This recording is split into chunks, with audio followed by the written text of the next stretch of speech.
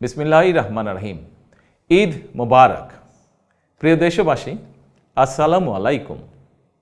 ত্যাগ, তাকওয়া আর সংযমের শিক্ষা দিয়ে বিদায় নিয়েছে পবিত্র মাহে রমাদান। মাসব্যাপী সিয়াম সাধনার পর মুসলিম উম্মার বিশ্বজনীন ঐক্য, সংহতি, সহমর্মিতা এবং অনাবিল আনন্দের বার্তা নিয়ে এলো পবিত্র ঈদ উল ফিতর।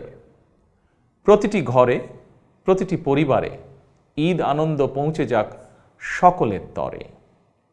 আসুন আমরা রমাদানের আদর্শে উদ্বুদ্ধ হয়ে একে অপরের সঙ্গে পবিত্র ঈদ আনন্দ ভাগাভাগি করে নেই।